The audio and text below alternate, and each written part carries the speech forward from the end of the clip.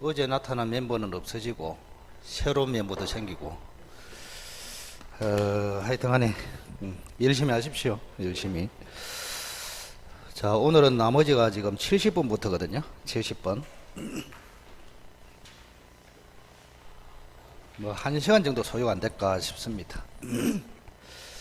자, 70번 같이 한번 보겠습니다. 해제에 관한 설명으로 틀린 것은, 자, 1번에 부수적 채무를 불링했다. 부수적 채무는 다른 말로 종된 채무라고 합니다. 종된 채무. 주된 채무, 종된 채무. 그래서 부수적 채무를 이행하지 않으면 해제할 수는 없고 손해배상 청구만 할 수 있다. 그래서 1번이 X입니다. 자, 이번에는 이제 최고가 핵심이죠. 해제할 때는 최고를 거쳐야 하느냐, 최고가 필요 없느냐. 자, 최고가 필요 없는 거 한번 연습해 볼까? 총 8개입니다. 최고 필요 없이 할 수 있는 거. 근데 지금 좀 요런 게 이제 딱 머릿속에 이제 앉아 있어야 된다. 8개. 자, 우선은 이행지체 중에서 정기행위. 그 다음에 두 번째는 미리 이행을 거절한다. 세 번째는 최고 면제 특약을 했다. 그 다음에 네 번째는 이행 불능의 경우. 다섯 번째는 불완전 이행. 그 요약서에 그대로 있잖아요, 그죠? 불완전 이행 중에서 완전 이행이 불가능한 경우. 이렇게. 그 다음에 여섯 번째는 사정 변경. 사정 변경에 의한 해제. 일곱 번째는 약정 해제. 약정 해제. 여덟 번째가 뭐였더라? 담보 책임상의 해제. 요 8개. 근데 엉뚱한 거 할 필요 없고 선생님이 강조하는 거를 자꾸 하면은 실전에 가면은 70%는 맞춥니다. 그걸 못 해낸다니까. 요 세 가지는 이행지체. 이행지체 중에서도 최고가 필요 없는 게 세 가지가 있다. 정기행위, 미리 거절, 최고 면제 특약. 자, 나머지는 뭐 익숙한 것이고죠. 이행 불능, 불완전 이행 중, 완전 이행 불가, 사정 변경에 의한 해제, 약정 해제, 담보 책임상의 해제. 이렇게, 그죠? 8개. 자, 그러면 이번은 미리 거절합니까? 미리 거절이기 때문에 최고를 하지 않고 해제할 수 있다. 맞네요. 자, 3번은 정기행위를 말합니다. 일정 시일 안에 이행하지 않으면 목적을 달성할 수 없다. 이걸 정기행위를 합니다. 정기행위도 최고가 필요 없습니다. 맞네요, 그죠? 자, 4번의 해제는 손해배상 청구에 영향을 미치지 않는다. 이 취소하고 결정적인 차이입니다. 그래서 이 말은 해제와 동시에 손배 청구도 된다. 그런 뜻입니다. 취소는 안 됩니다. 조심해야 됩니다. 취소. 취소에 의한 부당이득 반환 청구와 손해배상 청구는 선택을 해야 됩니다. 자, 그래서 4번도 잘 기억하시고, 해제와 더불어, 즉 해제를 통한 원상회복 청구와 더불어 동시에 같이 손해배상 청구도 할 수 있다. 자, 5번에 해제로 인한 원상회복을 할 때는 받은 금전에 이자를 가산해서 반환합니다. 자, 이자는 언제부터 가산할까요? 5천만원 받았다면 5천만원 플러스 이자를 가산해야 되겠죠? 자, 이때 이자는 받은 날로부터 가산합니다. 받은 날.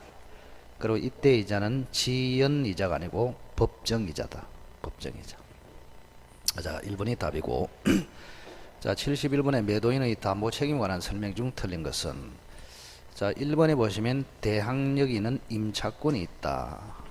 자, 우리가 담보 책임은 요 제목 한번 보실까요? 제목. 도표 기억하십시오. 전부 타인권리 매매, 일부 타인권리 매매, 수량 부족, 일부 멸실, 그 다음에 용익권에 의한 제한, 그 다음에 전세권, 저당권, 그죠? 행사. 여기는 제한이 아닙니다. 행사는 다른 말로 실행이라고도 합니다. 실행. 이렇게. 자, 이래 해놓고 이제 담보 책임의 내용이 첫째는 대금 감액 청구, 그 다음에 계약 해제, 그 다음에 손해배상 청구, 그 다음에 제척기간 이렇게 나오잖아요, 그죠? 자, 제척기간은 여기는 없습니다. 여기는 기간이 없어요. 나머지는 몇 년입니까? 1년이다. 이렇게. 동그라미는 네 군데 있죠. 동그라미 그죠? 어디에 있습니까?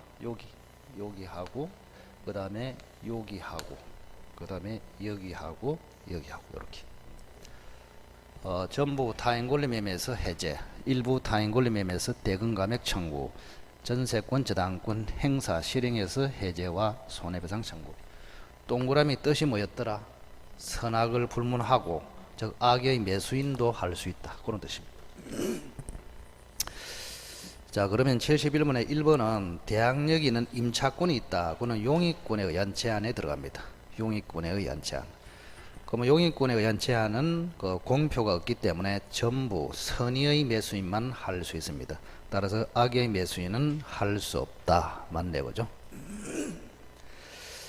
경매의 경우에는 특징이 몇 가지 있었죠. 경매에서는 물건 하자로 인한 담보 책임이 인정된다, 안 된다? 안 된다. 특징 하나, 그죠? 경매의 경우에는 권리 하자를 이유로 담보 책임이 인정되지만 물건 하자로는 담보 책임이 인정되지 않는다. 매매하고 결정적인 차이. 자, 3번에는 일부 타인 권리 매매네요. 일부 타인 권리 매매. 자, 매수인이 선인 경우에 하나여 대금 감액을 청구할 수 있다. 이게 틀렸네. 대금 감액 청구는 선악을 불문하고 청구할 수 있다. 3번이 X입니다. 자, 4번에는 일부 멸실, 수량 부족, 일부 멸실은 역시 공표가 없습니다. 공표가 없다는 말은 전부 선의의 매수인만 할 수 있다. 그러면 선의는 기산점은 안 날로부터 1년, 악이 같으면 계약한 날로부터 1년. 그래서 4번은 맞네요, 그죠? 자, 5번에 매매의 목적물이 저당권에 의해서 제한되어 있는 경우에 매수인이 출제를 하여 돈을 대신했다 이 말입니다. 출제를 하여 소유권을 보존한 때는 매도인에게 출제 상환을 청구할 수 있다. 자, 이것도 일종의 뭐 담보 책임으로 되어 있는데 중요한 지문은 아닙니다. 무시해도 되고. 자, 72번에 자, 갑은 자신의 A 부동산에 관하여 매매대금 3억원, 계약금 3천만원 하는 계약을 을과 체결했다. 틀린 것을 골라라. 계약금 계약은 특징을 잘 알아야 됩니다. 계약금 계약. 요물계약이라고 들어보셨죠? 요물계약. 그럼 요물계약은 뜻이 뭐냐? 합의만으로 성립되는 것을 낙성계약이라 합니다. 그런데 요물계약은 합의 플러스 물적 급부가 필요합니다. 자, 그래서 계약금 계약은 계약금을 1,000만원으로 합시다. 이렇게 합의만 해가지고는 성립하지 않습니다. 실제로 합의한 만큼 1,000만원을 반드시 지급을 해야 성립한다. 이런 이야기. 지급해야. 자, 500만원 지급해도 안 됩니다. 합의한 대로 그대로 지급해야 계약금 계약이 성립하고 성립해야 계약금을 가지고 매매를 해제할 수 있는 기능이 생깁니다. 해제 기능이 생긴다. 이렇게. 자, 그래서 1번은 맞네요. 을이 계약금의 전부를 지급해야 계약이 성립한다. 이거를 요물계약이라 합니다. 자, 을이 이행착수가 있기 전에 계약금을 포기하고 계약을 해지하는 경우에도 원상회복 의무가 발생하지 않는다. 자, 계약금으로 해지할 때 가장 큰 특징이 뭐였더라 기억납니까? 그죠? 예를 든다면, 자, 갑이라는 사람이 토지를 을에게 1억으로 지금 매매를 했습니다. 매매.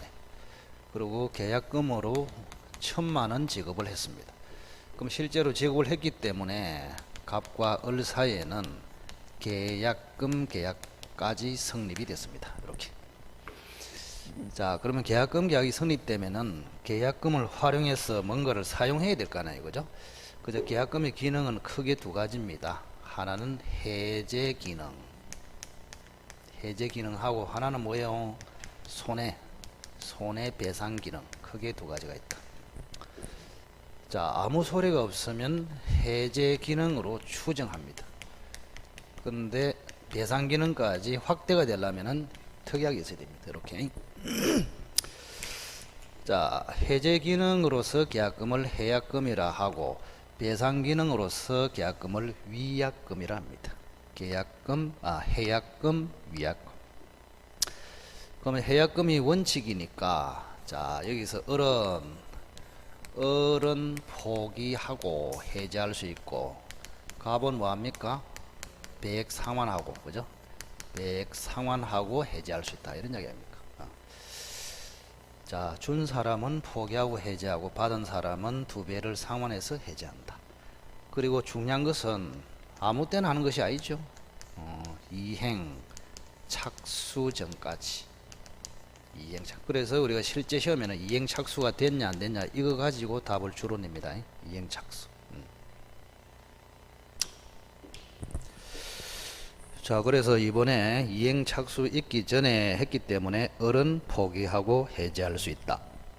그런데 계약금으로 해제했을 때는 특징이 두 가지 있는데 아십니까? 우리가 법정 해제하고 다른 게 뭐였죠? 법정 해제하면은 원상 회복 의무가 생기잖아요. 손해배상 청구도 할 수 있잖아요. 근데 계약금으로 해제할 때는 그게 안 됩니다. 왜? 이행 착수를 안 했기 때문에 돌려줄 게 없는 것입니다. 이걸 뭔다고 외우고 있냐 말이에요. 당연한 것을. 그래서 이행 착수가 있기 전에 해제를 하기 때문에 이행이 되지 않았습니다. 그럼 이행이 안 됐기 때문에 원상 회복할 대상이 없습니다. 그래서 원상 회복 의무가 발생하지 않는다. 그리고 손해배상 청구는 채무 불이행이 있어야 할 수 있거든요. 근데 여기는 계약금으로 해제할 때는 채무 불이행이 있어야 합니까? 계약금 자체로 해제합니까? 자체로. 그래서 2번은 맞네요. 자, 갑과 을 사이의 매매가 무효이거나 취소되면은 계약금 계약의 효력은 소멸한다. 이게 틀렸네. 자, 매매 계약은 주된 계약, 계약금 계약은 종된 계약. 주인이 죽으면 종도 따라 죽는다. 그래서 매매가 무효이거나 취소가 되면은 계약금 계약 효력도 소멸한다. 이게 맞습니다. 3번이 답이네요. 자, 4번에 을이 갑에게 지급하는 계약금 3천만 원은 정약금으로서 성질을 가진다. 그러니까 정약금은 증거로서의 기능이다, 그런 뜻입니다. 계약을 했다는 증거 역할을 하는 금액, 그게 정약금 아닙니까? 그래서 계약금의 기능은 전체적으로 세 가지입니다. 해약금, 위약금, 정약금 세 가지. 자, 정약금은 최소한의 성질이기 때문에 계약금마다 성질을 다 가지고, 해약금은 원칙이고 위약금은 특약을 해야 가지는 기능입니다. 세 가지. 자, 그래서 계약금은 최소한의 기능이 정약금, 추정되는 기능이 해약금, 특약을 하면 발생하는 기능이 위약금, 이렇게 됩니다. 자, 이번에 을이 계약금을 포기하고 행사할 수 있는 해제권은 갑과 을의 합의로 배제할 수 있다. 이건 뭐를 물었을까요? 5번은? 그래서 이게 이제 무슨 의미를 띠고 있는지를 알아야 실전에 가면 답이 보일 거 아닙니까? 답이, 그죠? 이거는 이제 계약금으로 해제할 수 있다는 규정이 임의 규정이냐 이걸 묻고 있습니다. 임의 규정. 계약법에는 99%가 임의 규정입니다. 그래서 전부 다 특약으로 합의로 그 규정을 배제할 수 있습니다. 그래서 5번은 맞네요. 자, 임대차에 대한 설명으로 옳은 것을 골라라. 자, 1번은 왜 틀렸나요? 73번 1번. 토지하고는 상관이 없죠. 토지를 빌린 사람은 지상물 매수 청구, 건물 공작물을 빌린 사람은 부속물 매수 청구, 이리 되잖아요. 그래서 1번은 토지 때문에 X다. 2번이 정확하게 맞네. 비용 상환 청구는 목적물을 반환받은 날로부터 6개월 안에. 이게 시험에 참 잘 나옵니다. 그래서 임대차 종료한 날로부터 6개월 그러면 X, 또 1년 해도 X. 반환받은 날로부터 6개월, 정확하게 2번이 맞습니다. 자, 3번에 토지 임차인이 임대인에게 갱신을 청구하지 않더라도 특별한 사정이 없으면 지상물 매수를 청구할 수 있다. 자, 이것도 뭐 굉장히 중요하다고 강조를 했죠, 그죠? 이게 부속물 매수 청구하고 지상물 매수 청구하고 결정적인 차이를 아셔야 됩니다. 결정적인 차이. 임대인의 3대 권리는 100% 출제된다 그랬습니다. 100% 3대 권리, 비용상환 청구, 부속물 매수 청구, 지상물 매수 청구, 그 세 개는 무조건 출제된다. 자, 그럼 여기 한번 보실까요? 부속물 매수 청구하고 지상물 매수 청구하고 차이를 한번 보자 말입니다. 부속물 매수 청구. 부속물은 에어컨이다 생각하시고 지상물은 건물이다 생각하십시오. 건물을 빌려가지고 에어컨을 설치했다.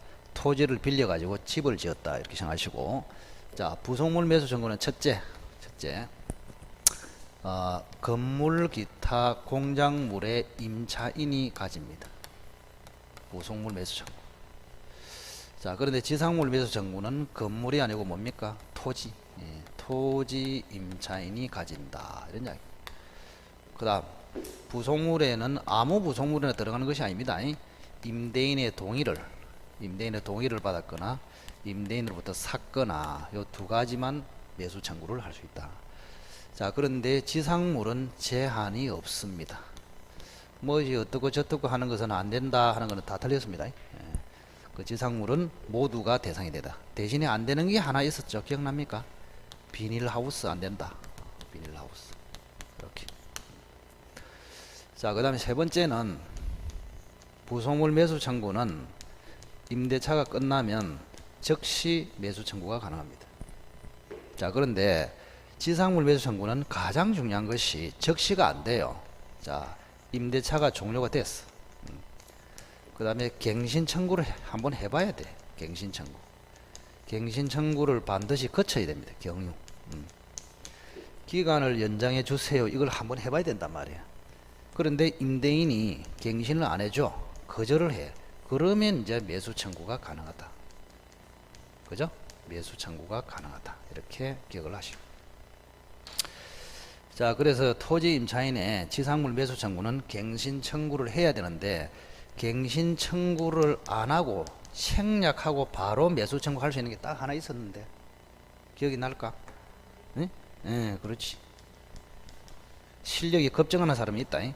임대인이 뭐 했을 때? 해지 통고했을 때 해지. 임대인이 해지 통고해서 임대차가 끝났을 때는 어차피 임대인이 끝내려는 의도가 들어있기 때문에 갱신 청구를 해도 받아줄 리가 없단 말이에요. 그때는 쓸데없이 갱신 청구 하라 할 필요가 없잖아요. 그때는 갱신 청구 없이 바로 매수 청구를 할 수 있다. 포인트를 잘 잡으시기 바랍니다. 자, 그래서 3번은 틀렸네요.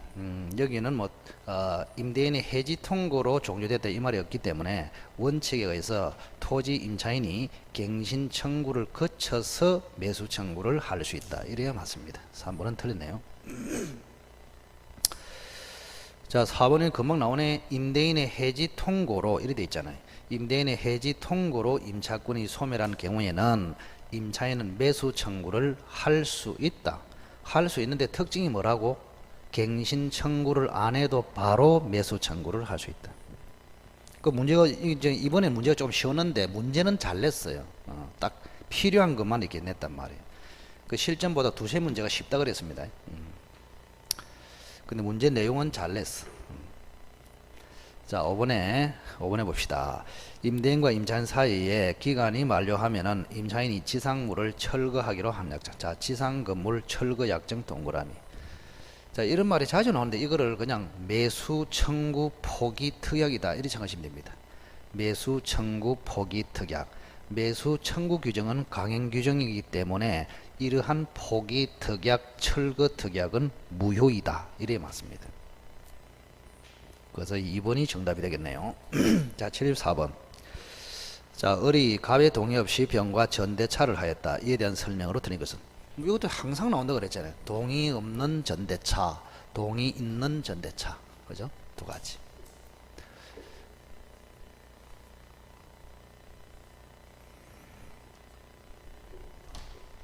자, 여기 한번 보실까요? 자, 갑이란 사람이 주인이다 이렇게 생각하시고 을이란 사람이 임차인이다 이렇게 생각하세요. 오늘 뭐 했습니까? 오전에 공부했어요? 공부 골치 아프죠? 그죠? 뭐 해도 안 해도 별 차이 없어. 우리도 수없이 경험을 했고 학생들은 들었지만은 투자 효과가 제일 없는 게 공법이에요. 공법. 그래서 그 2차에서 여행을 바라면서 2차까지 한번 붙어보자 이러면 공법에 투자를 하는 거는 굉장히 어리석습니다. 그거는 그 시간에 중개법을 한 자 더 보면 그죠? 공법 한 문제 더 맞출 동안에 중개법 5문제 더 맞출 수 있단 말이에요. 그래서 항상 사람이 요령이 좀 있어야 돼. 근데 2차까지도 내가 소 뒷걸음치다가 한번 잡아보자 이러면 중개법을 막 집중해가지고 한 80점 받아보란 말이에요. 그러면 가능성이라도 있어. 근데 나는 이상하게 공법이 체질이다. 100년 가도 안 됩니다. 그냥 미리 이야기하지만. 깝깝하다, 깝깝해. 그죠? 20년간 강의하면서 쭉 봤을 거 아닙니까? 학생들을. 그죠? 자, 그래서 어쨌든 임차인인데 병한테 전대차를 했어. 이 사람이 전차인입니다. 전차인. 현재 이 사람이 여기서 이제 살고 있다. 이렇게 생각하시면 됩니다. 자, 그러면 여기는 임대차 계약을 했고, 여기는 전대차 계약을 했습니다. 이렇게. 전대차 계약. 이렇게.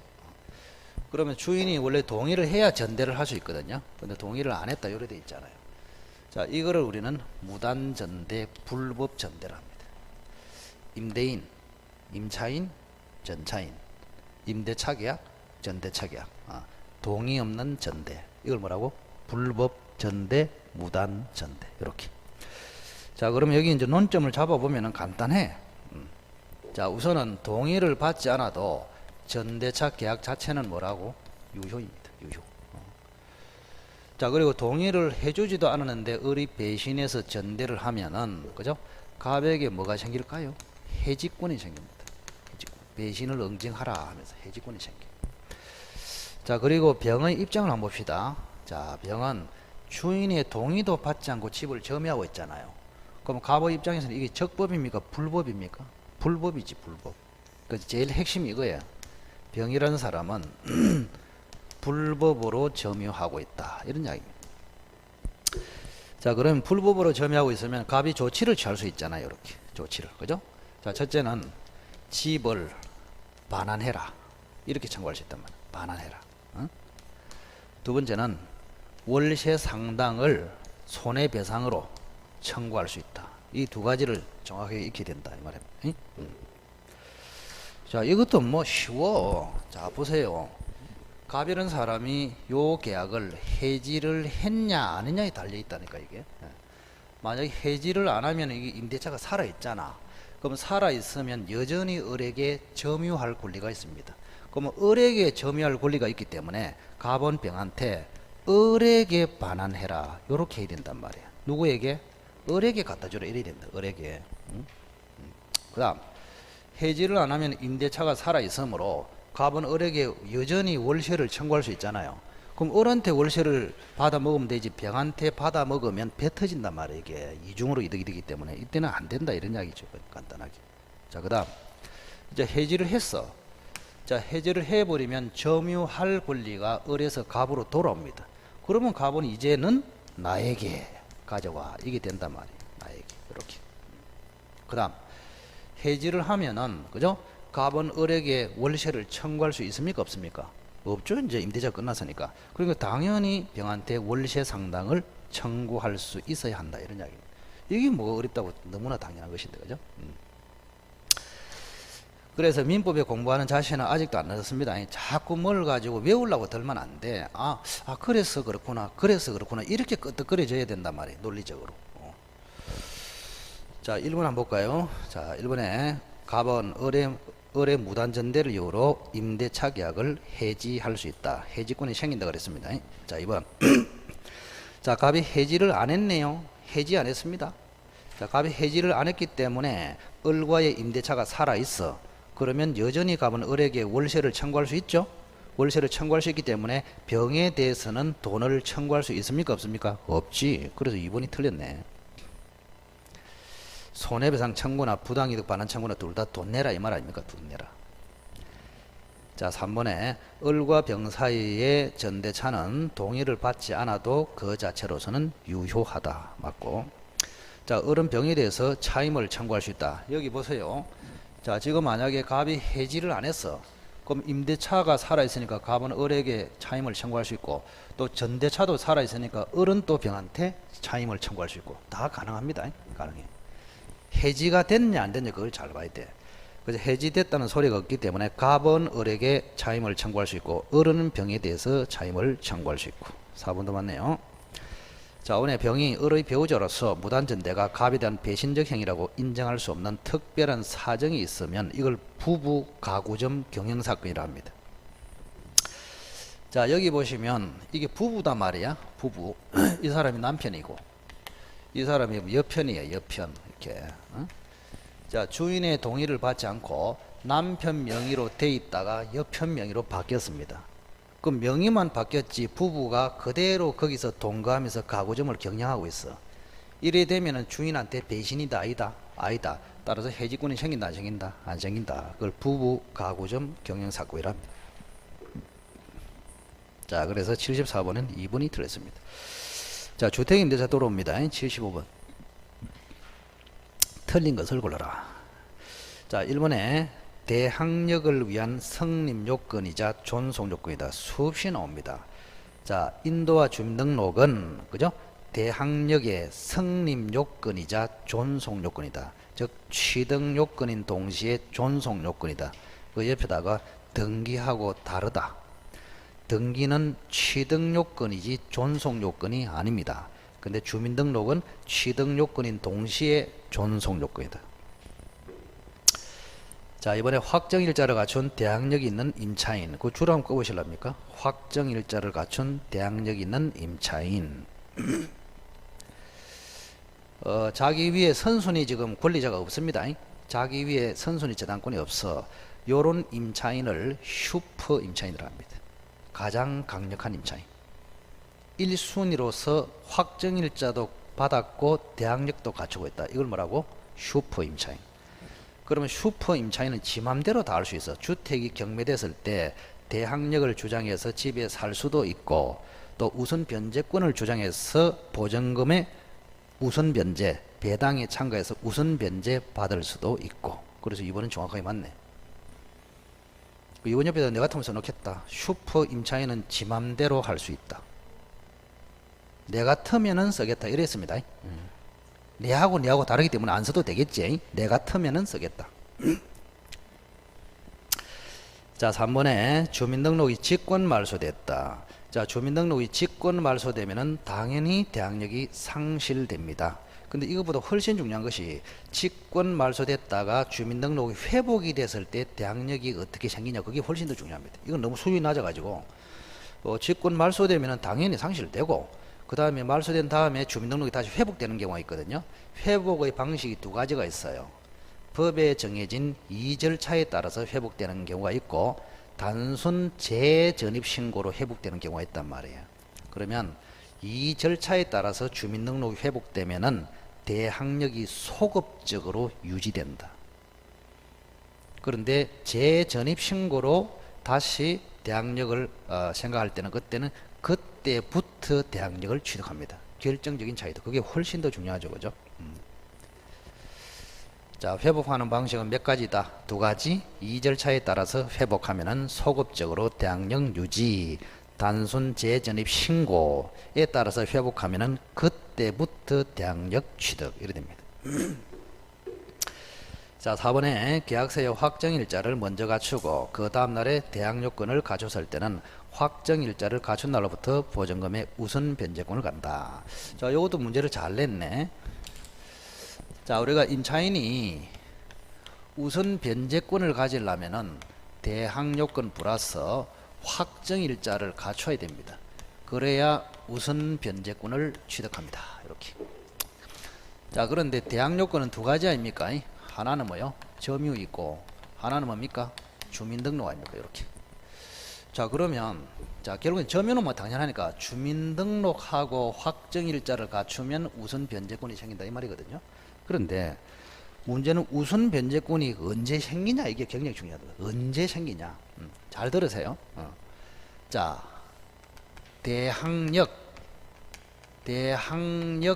발생 시점하고 확정일자 받은 시점하고 이 두 개를 비교해서 뒤에 거 이게 기준이다.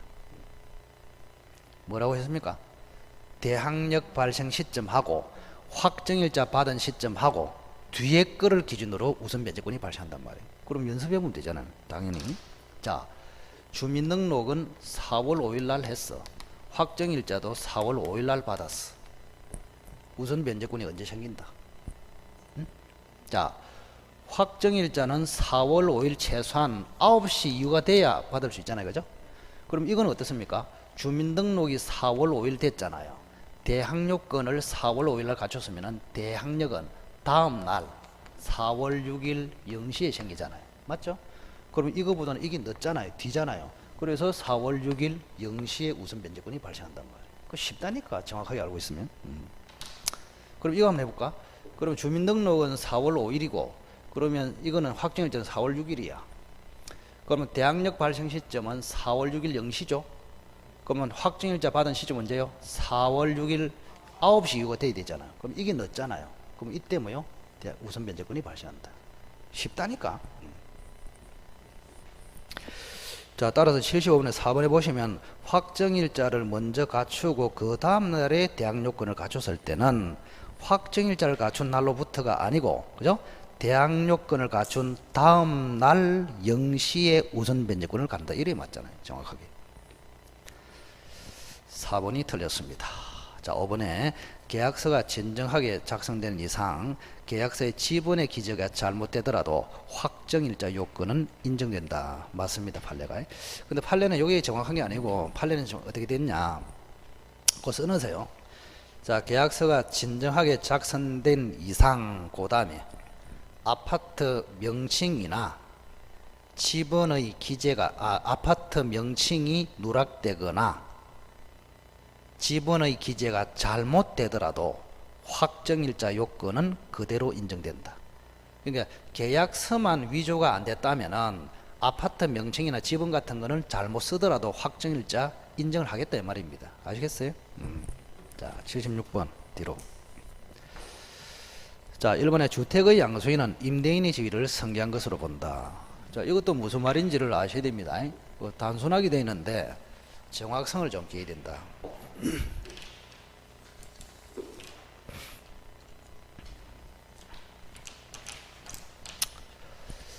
자, 여기 잘 보세요. 갑이라는 사람이 주택의 주인입니다. 주인. 여기 주택이 하나 있어 지금 이렇게. 자, 을이 지금 주택의 임차인입니다. 임차인. 이렇게. 그래서 3월 1일 날 임대차 계약을 했거든요.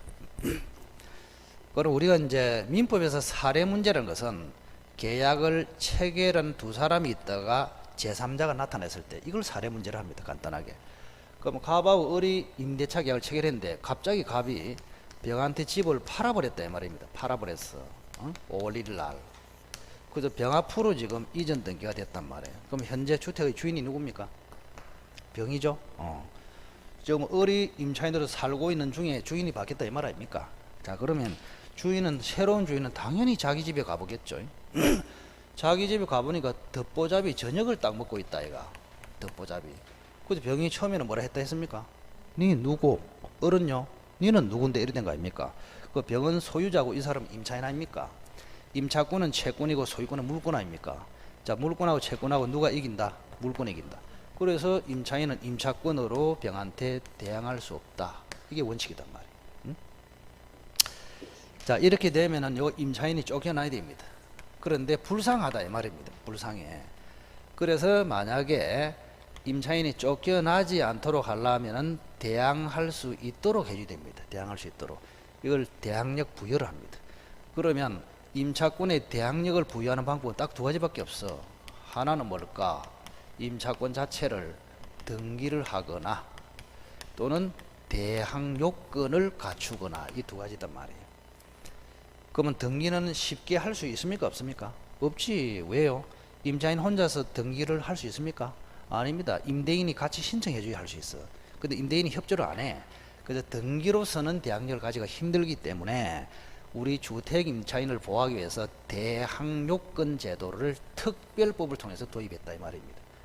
그래서 주임법이 따로 들어온 이유가 이것 때문에 들어왔단 말이에요. 등기 대신에 이것만 하더라도 등기한 것처럼 취급하겠다 이런 이야기입니다. 그럼 대항요건은 뭐예요? 좀 전에 했잖아요.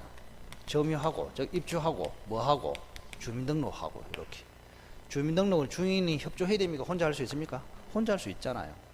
그래서 이 두 가지만 갖추면 우리가 그 다음날 이길 0시부터 대항력이 생기는 것으로 그렇게. 그래서 대항력이 생긴 다음에 주인이 바뀌면 새로운 주인에게 대항할 수 있다. 즉 쫓겨나지 않을 수 있다 이런 이야기입니다. 자, 그러면 대항할 수 있다는 말을 가장 쉽게 표현하면은 자, 임차인은 이제는 새로운 주인을 임대인으로 삼을 수 있다. 그런 뜻이에요. 아시겠어요? 새로운 주인을 임대인으로 삼을 수 있다. 즉 이제는 을이 병한테 임차권을 주장해서 자기 존속 기간 동안에 그대로 살 수가 있다 이 말이에요. 그럼 그 말은 병이라는 사람이 그죠? 갑으로부터 임대인 주의를 뭐 한다 말입니까? 승계한다 이 말하고 똑같잖아요. 그럼 병이 이제 임대인 주의를 승계하니까 병이 보증금 반환 채무도 승계한다. 이리 되는 거 아닙니까? 그죠? 원리가 이렇게 되는 것이다. 이리 되기 때문에 을이 대항력을 갖춘 다음에 주인이 바뀌었을 때는 나중에 을은 최종적으로 갑에게 보증금 반환 청구한다. 병한테 한다? 병한테 한단 말이야. 왜?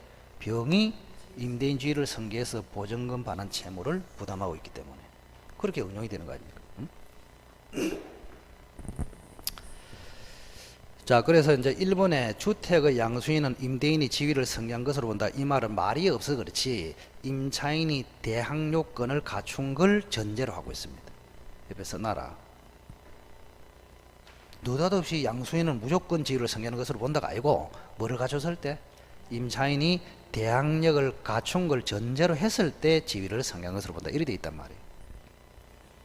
이 출제한 놈이 문제는 잘 골랐는데 이게 국어상이 너무 이게 좀 완성도가 좀 낮단 말이에요. 자, 이번에 주택에 해당하는 여부는 실지 용도에 따라서 판단한다. 자, 여기 한번 보실까요? 자, 우리가 주임법이 적용이 되려 하면은 주거용 건물이 돼야 합니다. 이거를 우리가 주택이라고 하거든요. 주택. 법에는 주택이라는 말을 안 씁니다. 주거용 건물 이렇게 써요. 그러면 주거용 건물의 반대말이 뭘까요? 반대말. 비주거용이지. 그죠? 영리용, 상업용 이런 식으로. 그러면 주거용이면은 주임법이 적용되고 비주거용이면 적용이 안 되잖아요. 그죠? 그러면 주거용인지 아닌지를 판단하는 그죠? 기준이 뭐냐 말이야. 기준. 공부상 표시. 공부상 표시하고 그죠? 실지 용도하고 요것도 또 조심해야 됩니다. 조심. 자, 기준이 뭐냐 했을 때 공부상 표시는 아니고 실지 용도에 따른다 그러면 큰일 납니다. 둘 다 기준으로 삼아요. 둘 다. 그래서 판례를 잘 보면은 공부상의 표시가 아니라 이래 안 돼 있고 공부상의 표시뿐만 아니라 이래 돼 있다니까. 아니라 하고 뿐만 아니라 하고 차이가 크죠. 그래서 공부상 표시뿐만 아니라 그 말은 공부상 표시도 기준이 되고 실지 용도도 기준이 되고 다만 충돌이 됐을 때는 이게 우선할 뿐입니다. 우선 정확하게 아셔야 된단 말이에요. 자, 공부에는 주거용으로 되어 있지만 실지 용도는 주거용이 아니야. 그럼 충돌이 되잖아요. 그때는 주거용이다 아니다. 아니다. 실지 용도에 따른다. 그 판례는 문구 하나를 정확하게 알고 있어야 됩니다. 그래서 우리 판례는 주거용이냐 아니냐 기준은 공부상의 표시뿐 아니라 실지 용도에 따라 결정한다. 이렇게 되어 있습니다. 정확하게. 자, 그래서 2번도 우선은 맞죠. 실지 용도에 따라서 정한다. 자, 3번에 임대차가 끝난 경우에 임차인이 보증금 받지 않았습니다. 그럼 보증금 받을 때까지는 임대차 관계는 존속하는 것으로 본다. 이건 조문 그대로입니다. 자, 임대차가 분명히 기간이 끝났어. 자, 3년을 해서 3년이 끝났어. 3년이 끝났음에도 임차인이 보증금을 아직 못 받았어. 그러면 임대차 관계는 끝났습니까? 존속이 됩니까? 존속. 기억하시고. 민법에는 이런 거 없습니다. 주임법에만 있단 말이에요. 자, 4번에 임차인은 1회에 한하여 갱신 요구할 수 있다. 자, 갱신 요구도 어차피 이번에 나올 가능성이 높습니다. 갱신 요구. 주택임대차에 처음으로 들어왔죠. 처음. 그 하얀 종이 혹시 받았습니까? A4 하얀 거 한 페이지로 된 거, 그 칼라로 된 거, 그죠? 그거 할 필요도 없는데 금요일날 어차피 하게 돼 있는데 괜히 그 제가 금요일날 강의 속에 안 들어있는 줄 알고 별개로 복사해 가지고 주는데 헛방이다 헛방. 금요일날 내줄 자료에 그대로 안에 들어 있습니다. 칼라로 그것도. 거기에 상세히 비교가 돼 있잖아, 그죠? 갱신 요구를 한번 보자. 자, 지금 잘 봐야 됩니다. 잘 봐야 돼. 상임법의 갱신 요구하고 주택임대차 주임법의 갱신 요구하고 차이를 알아야 돼. 차이 정확하게. 백지 있으면 백지를 보시고. 우선에 상임법을 먼저 쓴 이유는 주택임대차 갱신 요구는 이제 들어왔어. 요거는 옛날부터 있었고, 그 옛날 거부터 먼저 보고 차이가 뭔지를 알아야 된단 말이에요. 자, 상임법에 그죠? 갱신 요구는 자, 알게 됩니다. 자, 우선은 갱신 요구 할 수 있는 기간이 종료 전 6월부터 1월 사이 요때 합니다. 언제부터 한다고? 임대차가 끝나기 전 6월부터 1월 사이. 그런데 주택임대차는 6월부터 2월 사이 요로 돼 있어요. 차이가 있단 말이에요. 이렇게 정확하게. 그 다음 상임법에는 임차인이 갱신 요구 들어왔을 때 임차인이 굉장히 나쁜 짓을 8가지를 하면은 임대인이 거절할 수 있어요. 어? 갱신 거절 사유가 있단 말이에요. 거절 사유가 있다. 그럼 여기도 이제 거절할 수 있어. 사유. 근데 여기는 8가지로 거절합니다. 근데 여기는 한 가지 더 들어왔어. 주택임대차에는 이렇게. 그럼 이 한 가지 더 들어오면 이게 중요하겠죠. 당연히 나머지는 똑같으니까. 그죠? 이 한 가지가 뭐요? 임대인 실거주. 임대인 척. 가족도 됩니다. 가족. 실거주 목적으로 갱신을 거절할 수도 있습니다. 실거주 목적. 요게 추가됐다 이 말입니다. 그리고 상식적으로 여기는 주택이 아니고 상가이기 때문에 거주라는 말을 쓸 수가 없잖아요. 그걸 왜 외웁니까? 그 주택이기 때문에 이게 가능하다 이런 이야기입니다. 지금. 자, 그 다음 상임법에는 갱신 요구 횟수에 제한이 없어요. 몇 번 하느냐 이런 말이 없어. 100번 해도 됩니다. 갱신 요구. 근데 여기는 몇 번 합니까? 한 번만 딱 합니다. 한 번. 이렇게. 자, 그럼 갱신 요구를 해서 여기는 요구를 하면은 2년으로 본다. 이래 돼 있습니다. 갱신 요구를 하면은 2년으로 본다가 아니고 1년요. 어떻습니까? 자, 여기는 자 상임법에 거기 하얀 거를 보면서 하세요. 보면서 그 잘 보면은 파란 글씨는 법정 갱신입니다. 갱신 요구가 아니고 그저 법정 갱신도 섞어버리면 여러분들은 초토화됩니다. 초토화. 그래서 조금 정확하게 알려고 하는 사람들을 위해서 파란 칼라로 써놨잖아요. 그래서 이거는 칼라로 할 수밖에 없어. 흑백으로 해놓으면 헷갈린단 말이야. 그래서 파란 글자는 전부 다 뭐를 이야기하고 있다? 법정 갱신. 법정 갱신도 두 쪽이 다 있거든. 근데 차이가 있단 말이야. 파란 글씨 아닌 것은 갱신 요구제도 이렇게 되어 있단 말이에요. 그죠? 자, 그럼 여기 뭐라 되어 있습니까? 상가 임대차에서 갱신 요구하면은 기간이 어떻게 될까요? 기간이 뭐라 되어 있습니까? 여기는 기간이 어떻게 될까? 갱신 요구하면 갱신 요구하면 주택임대차는 뭐요? 2년으로 된다 이렇게 되어 있잖아요. 2년으로 된다. 여기는 상가 임대차는 전임대차 동일한 기간으로 된다 이렇게 되어 있다니까. 그래, 포인트를 잘 잡아야 된다 이게. 자, 그 다음에 여기 상가임대차는 총 10년이 보장되는 거 맞죠? 10년이 보장됩니다. 근데 여기에는 얼마 보장될까요? 자, 갱신 요구로 2년이 보장되죠? 그러면 최단 기간이 또 몇 년입니까? 2년이잖아요. 그 최단 기간 보장이 2년이고 갱신 요구 한 번 해서 2년이고 하니까 총 4년 이렇게 된단 말이에요. 이렇게.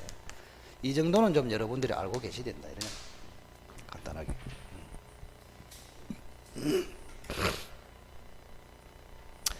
자, 5번 한번 볼까요? 임대인이 아닌 임대인의 직계 존속, 직계 비속이 목적 주택에 실거주하려는 경우에 갱신 요구를 거절할 수 있다. 이래 맞죠? 왜? 주택 임대차이기 때문에. 만약에 상가 임대차를 물었다면은 5번도 뭐요? 맞는 소리입니다. 근데 주택 임대차를 물었기 때문에 5번이 틀렸다 이 말입니다. 자, 밑으로 77번 옳은 것을 골라라. 임차인은 임대인에게 기간이 끝나기 6개월 전부터 종료시까지 자신이 주선한 신규 임차인과 새로운 임대차 계약의 체결을 요구할 수 있다. 이게 무슨 말이냐? 방해를 하지 마라. 신규 임차인이 임차인에게 그죠? 권리금 주는 것을 방해하지 마라 그런 뜻인데 그거는 조문에는 없어요. 조문에 없는데 해석을 하면은 그렇게 나온다 그런 뜻이에요. 자, 권리금을 간단하게 한번 볼게요. 자, 이 사람이 최초의 상가 주인입니다. 상가 주인. 자, 을이라는 사람이 임차인, 상가 임차인입니다. 이 사람이 지금 장사를 하고 있어. 장사를 하고 있단 말이야. 잘하고 있다. 그래 기간이 예를 들어서 3년을 딱 정했다. 3년을 정해가지고 장사를 하고 있어. 근데 을이 이제 장사를 하다가 장사를 그만두고 싶습니다. 요 장사하다가 남한테 넘기고 권리금 받고 나가고 싶단 말이야. 그래서 을이라는 사람이 병을 찾습니다. 을이 새로운 사람 찾는 것을 주선이라고 합니다. 주선. 갑이 찾는 것을 선택이라 하고 을이 찾는 것을 주선이란 말을 써. 그 단어를 알아야 무슨 말인지 알 거 아닙니까? 그죠? 그래서 이 을하고 병 사이에 권리금을 주기로 하는 계약을 체결합니다. 권리금 주기로 하는 계약. 그럼 이 병을 뭐라 하느냐? 새롭게 임차인이 되려는 자입니다. 그래서 줄여서 신규 임차인. 정확하게는 신규 임차인이 되려는 자인데 그냥 신규 임차인 이렇게. 자, 그러면 임대인, 임차인, 신규 임차인. 그러면 권리금은 누가 줍니까? 신규 임차인이 임차인에게 권리금을 준단 말이에요. 그래서 권리금을 주기로 하는 계약을 권리금 계약이라 합니다. 자, 그 다음. 그러면 이 신규 임차인은 을에게 권리금만 주면은 장사를 할 수 있습니까? 갑으로부터 다시 상가를 빌려야 됩니까? 빌려야지. 그래서 갑하고 병 사이에 신규 임대차 계약을 체결해야 된단 말이에요. 여기는 옛날 임대차 계약이고, 이 구조가 딱 머릿속으로 서야 이제 공부가 잘 된다. 이래. 요즘 중개법도 문제 수준이 자꾸 민법으로 따라오고 있더라고. 최근에 중개 실무 보니까 제가 문제를 검토를 해봤는데 민법 비슷한 일이 출제하더라고. 그래서 학생들이 굉장히 부담스러워합니다. 중개법은 원래 단순하게 출제를 했잖아요. 그죠? 그래서 지금 전 과목이 자꾸 이제 세월이 가면 갈수록 단순 암기가 아니고 이해를 요하는 그런 식으로 바뀌고 있습니다. 그래서 민법의 공부 방식을 전 과목 이제 투사를 할 때가 됐어. 자, 임대인, 임차인, 신규 임차인, 권리금 계약, 신규 임대차 계약 이렇게 됩니다. 자, 그럼 여기서 이제 뭐를 물었느냐? 자, 여기 보세요. 자, 임대차가 여기서 종료를 해. 요 3년이 종료가 된단 말이에요. 종료 시점입니다. 종료. 그래서 권리금하고 관련해서 숫자가 나오면 전부 다 임대차 종료시가 기준이 딱 되어 있습니다. 그래서 외우기가 참 쉬워요. 네. 그럼 어떻게 되어 있냐? 우리 법에는 자, 종료 전 6월부터 종료할 때까지 요로 되어 있어. 종료할 때까지 병이 을에게 권리금 주는 것을 갑이 방해를 하라, 방해하지 마라, 방해하지 마라, 방해 금지 기간이다. 이렇게 되는 것입니다. 방해 금지 기간. 영원히 방해를 하지 마라 이게 아닙니다. 방해 금지 기간이 언제라고? 임대차 종료 전 6월부터 종료시까지, 그죠? 병이 을에게 권리금 주는 것을 방해하지 마라 이렇게 되어 있단 말이에요. 자, 그러면 1번을 다시 천천히 한번 읽어보세요.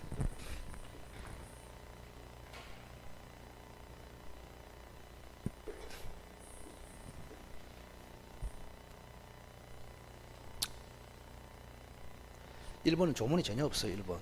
자, 여기 보세요. 앞으로. 자, 6월부터 종료시까지 병이 을에게 권리금 주는 것을 갑이 방해하지 말아 했죠. 그러면 병이 을에게 권리금을 주는 것을 방해 안 하려면은 병하고 갑은 신규 계약을 체결해란 말입니까? 갑이 거절해도 된단 말입니까? 체결해라 이 말이지. 만약에 병이라는 사람에 대해서 갑이 신규 계약을 체결을 거절을 해버리면 병은 권리금 줍니까 안 줍니까? 안 주지. 그럼 권리금 지급을 방해하는 형태가 되어버린다니까. 그래서 이 6월부터 종료시까지 병이라는, 즉 임차인이 주선한 신규 임차인과, 그죠? 신규 계약 체결을 갑은 거절할 수 있다 없다? 없단 말이에요. 그럼 갑이 거절할 수 없다는 말은 요 사이에는 병은 갑에게 신규 계약 체결을 요구할 수 있다 이 말 아닙니까? 그래서 1번은 맞잖아요. 그죠? 구구를 응용해 난 거단 말이에요. 그래서 이게 여러분이 공부할 때 전문가인 선생한테 정확하게 한번 들어봐야 돼. 어리부리하게 드러나면은 골치 아프다 이 말입니다. 차라리 공부 안 하는 게 훨씬 낫습니다. 나중에 가보면 어정쩡하게 해놓으면은 그 회복하기가 힘들어. 자, 그래서 임대차 계약 종료 전 6월부터 1월 사이에 임차인이 주선한 신규 임차인이 임대인에게 계약 체결을 요구할 수 있다. 1번은 맞다 이 말입니다. 자, 이번에 보시면 위 이럴 경우에 임대인은 임차인이 주선한 신규 임차인이 되려는 자가 임차인으로서 의무를 위반할 우려가 있다는 이유만으로 계약 체결을 거절할 수 없다. 계약 체결을 거절할 수 있습니다. 자, 여기 보세요. 자, 방해 금지 기간, 방해를 하지 마라 요래 돼 있거든요. 네 가지를 함으로써 방해를 하지 마라 요래 돼 있어. 네 가지. 그래서 항상 여러분이 문제를 풀 때는 옆에 요약서나 이런 게 놓여 있어야 됩니다. 이론서가 있어야 그걸 찾아볼 거 아닙니까? 그죠? 자, 1번은 뭐라 되어 있습니까? 갑은 신규 임차인으로부터 권리금을 요구할 수도 없고 권리금을 수수할 수도 없다. 이렇게 되어 있습니다. 그 다음 병이 을에게 권리금 주는 것을 갑이 방해해서는 안 된다. 이렇게 되어 있습니다. 방해하지 마라. 이렇게 되어 있어. 자, 3번은 뭘까요? 3번하고 4번이 굉장히 중요하죠. 그죠? 자, 갑이 하지 말아야 할 세 번째가 뭐로 되어 있다? 갑은 병에 대해서 고율, 고액의 그죠? 차임, 보증금 이거를 요구해라, 요구하지 마라. 만약에 갑이라는 사람이 신규 임차인에게 엄청나게 비싸게 월세하고 보증금을 요구하면은 병이 계약을 합니까, 안 합니까? 안 하죠. 그럼 계약 안 하면 병이 권리금 줍니까, 안 줍니까? 안 주죠. 그러면 권리금 지급을 방해하는 거 이래 된단 말이에요. 그럼 4번이 뭐라 되어 있습니까? 정당한 사유 없이 병과 계약 체결을 거절할 수 없다. 이래 있습니다. 자, 그래서 우리는 임대차 종료 전 6월부터 1월 사이에 갑이 하지 말아야 할 것이 몇 가지라고? 네 가지입니다. 하지 말아야 되는데 요거를 해버렸다. 그러면 병이 권리금 안 줬다. 을이 손해봤다. 그러면 3년 안에 손해배상을 청구할 수 있다. 이렇게 되어 있습니다. 구조가 딱 그려져 있다니까 이게. 자, 그런데 예외적으로 정당한 사유가 있으면 거절할 수 있다. 이렇게 되어 있어. 또 거절할 수 있다. 이렇게. 그럼 거절할 수 있는 사유가 또 네 가지 나와. 이것도 어마어마하게 중요하단 말이에요. 네 가지. 거절할 수 있는 사유 네 가지. 이렇게. 자, 방해 금지 사유 몇 가지? 네 가지. 그래서 계약 체결을 거절할 수 없는데 정당한 사유가 있다면 예외적으로 거절할 수 있는 사유도 다시 네 개가 나옵니다. 그게. 그 찾아서 한번 대답을 한번 해보세요. 1번은 뭐로 되어 있다? 1번 뭐라 되어 있다? 자력이 없다. 자력이. 즉 병이라는 사람이 갑에게 보증금이나 월세를 지급할 자력이 없어. 그럼 자력이 없는 놈하고 계약을 하면 되겠습니까, 주인이? 그때는 거절할 수 있단 말이에요. 2번은 뭐로 되어 있다? 2번 읽어봐라. 임차인으로서 의무 위반의 우려가 있거나, 그죠? 또는 임대차를 계속 유지하기가 곤란한 사유가 있다. 이거 별 필요 없어요. 이런 건 너무 좋은 말이네. 이렇게 생각이 된단 말이에요. 이런 걸 가지고 답을 만들면 골치 아프다. 그래서 여기도 3번하고 4번이 또 결정적이다. 굉장히 중요하다. 자, 3번에 뭐로 되어 있습니까? 기억납니까? 1년. 뭐고 이거? 6개월 이상. 그죠? 갑이 뭐를 안 해야 된다? 영리활동. 영리활동을 안 하면 계약 체결을 거절할 수 있다. 자, 이게 이제 굉장히 중요해요. 자, 지금요. 주인이 지금 을을 쫓아내고 장사를 하고 싶단 말이에요. 주인이. 그럼 주인이 영원히 쫓아내지 말고 장사도 하지 마라. 이게 아니에요. 주인도 할 수 있어. 근데 뭐냐? 자, 우선은 주인이 병하고 계약 체결을 거절합니다. 거절해. 거절을 해놓고 을이 이제 나갔습니다. 그러면 갑도 지금 그 상가를 비워 놓은 채로 6개월 이상 견디라 이 말입니다. 아시겠어요? 자, 을이 나가고 난 뒤에, 그죠? 비워둔 채로 몇 개월 이상? 1년 6개월 이상 비워두라. 1년 6개월 이상 주인 네가 꾹 참고 장사를 안 하면 1년 6개월 후에는 을 대신에 갑 네가 장사해도 좋다 이런 이야기예요 지금. 그래서 이거는 사후 요건이 됩니다. 사전이 아니고. 뭐 이렇게 하면은 거절할 수 있다가 아니고 거절을 해놓고 이래 하면은 거절이 정당화된다 이런 뜻이에요 이게. 자, 갑이 장사를 하고 싶으면 병하고 일단은 뭐 해라? 거절해라. 거절해놓고 을이 나간 다음에 얼마 동안 1년 반 이상 영리활동 장사를 안 하면 그 다음에 장사해도 된다 그런 뜻이에요. 자, 4번은 뭐예요? 4번. 자, 갑이 이미 자 A라는 사람을 선택을 해가지고 A가 을에게 권리금을 이미 지급했어 이렇게. 자, 잘 봐야 됩니다 이것도. 자, 우리가 임차인이 병을 구할 때는 주선이라고 합니다. 임대인이 병을 구할 때는 선택이라고 합니다. 그러면 임대인이 지금 A를 선택해서 A가 지금 임차인으로서 들어왔습니다 지금. 임대인이 선택한 신규 임차인이 이미 임차인에게 권리금을 줬어요. 권리금 1억을 줬어 이미. 그러면 이미 A라는 사람이 그죠? 갑이 구해놓은 A가 을한테 권리금으로 1억을 줬고 이미 을이 1억을 받았단 말이에요 권리금을. 그럼 1억을 받았으면 만족해야 될 거 아닙니까? 근데 을이 지나가는 B가 딱 나타났어. 병이 나타났어. 지나가는 병. 그 병이라는 사람이 이 마음에 들거든 장사집이. 그래서 병이 하는 말이 내 권리금 3억 줄게 이래 됐어. 그래서 을이 돌아가지고 그죠? 이미 A를 구해놨잖아요. A로부터 1억 받았잖아. 1억 받았으면은 끝내야 되는데 돈 욕심이 나가지고 다시 을이 병을 주선했단 말이야. 병으로 하자고 주인한테. 그럼 주인은 응해야 된다? 거절할 수 있다? 거절할 수 있단 말이야. 거절 사유다. 이거 선생도 몰라. 선생도 이거 해석을 하는 사람이 몇 명 없다니까. 테스트 해보려면 한번 물어봐라 다른 선생한테. 자, 그래서 이 두 개가 관건이다. 굉장히 중요합니다. 굉장히 중요해.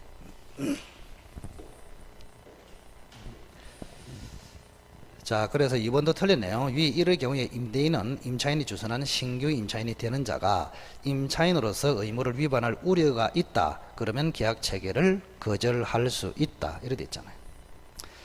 자, 3번의 위 1의 경우에 임대인이 정당한 사유 없이 계약 체결을 거절하면 임차인은 임대인에게 그죠? 손해배상을 청구할 수 있습니다. 자, 아까 이야기했습니다. 여기 잠시 한번 보세요. 지금 갑이라는 사람이 6월부터 종료시까지 요런 짓을 하면 안 되는데 요런 짓을 함으로써 이 병이 을에게 권리금 지급하는 것을 방해를 했단 말이야. 그럼으로써 을이 손해를 봐버렸단 말이야. 손해. 그러면 손해배상을 갑한테 청구할 수 있다. 근데 손해배상을 청구할 때 두 가지 쟁점이 있습니다. 하나는 3년 안에 해야 돼. 그리고 손해배상은 거기 이거는 외우는 게 낫습니다. 그 뒤에 보이는 권리금과 임대차 종료 당시의 권리금 중 높은 금액이 아니고 낮은 금액 이렇게 돼 있어. 낮은. 높은이 아니고 낮은. 이렇게. 자, 그러면 시험은 그동안 어떻게 나오냐? 이 3년의 기산점 이게 굉장히 중요하단 말이에요. 자, 3년 안에 손해배상을 청구해야 되는데 언제부터 3년을 계산하느냐? 전부 다 여기는 임대차 종료시입니다. 자, 권리금하고 관련한 숫자가 나오면 전부 다 뭐가 기준이다? 종료시. 종료 전 6월부터 종료시까지. 종료시부터 3년 안에 손해배상 청구. 종료시부터 1년 6개월 이상 영리활동 금지. 전부 종료가 기준이라니까. 낮은 이런 거는 시험에 내면은 출제위원이 맞아 죽습니다 원래. 이런 거 내면 안 되지. 어쨌든 3번은 높은이다 낮은이다. 낮은 이런 거 외우지 말아요. 쓸데없이 민법에서는. 중개법에서는 해라. 자, 어쨌든 낮은 이렇게 돼 있고. 자, 4번에 보시면 갱신 요구는 최초 기간을 제외가 아니고 포함입니다. 포함. 최초 기간을 포함한 전체 기간이 10년을 초과하지 않는 범위 내에서 행사할 수 있다. 자, 이번에 전통시장 및 상점가 육성을 위한 특별법 2조 제1호에 따른 전통시장, 뭐 앞에 필요 없고 전통시장, 전통 핵심이 그겁니다. 자, 우리가 한번 봅시다. 이거하고 비교를 한번 해볼까요? 만약 을이라는 사람이 백화점, 백화점 내의 임차인이야. 을이. 그 다음에 전통시장 내 임차인이야. 우리는 누구를 보호해야 할까요? 예? 이거로 보호해야지. 그래서 이 사람은 권리금 기준이 적용 안 됩니다. 이 사람은. 아시겠어요? 권리금 횟수가 보장이 된다 안 된다? 안 돼요. 이 사람만 권리금을 보장해 준단 말이야. 이게 그 이야기야. 그래서 전통시장의 임차인에게는 권리금 횟수 기회가 인정된다 이래야지. 전통시장의 상가인은 상인은 인정이 되죠. 문제는 백화점, 대형 유통 그 센터 이런 데가 안 된단 말이에요. 우리 상식하고 똑같잖아요, 그죠? 자, 그래서 77번은 1번만 정답으로서 답입니다. 자, 78번 가담법.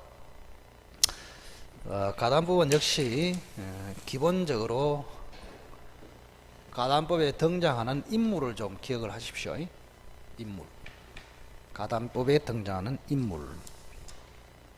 그림을 따라서 한번 그려보시기 바랍니다. 자, 갑이라는 사람이 집을 한 채 가지고 있는데 을이 지금 1억을 빌려줬어. 1억을 대여했습니다. 이렇게.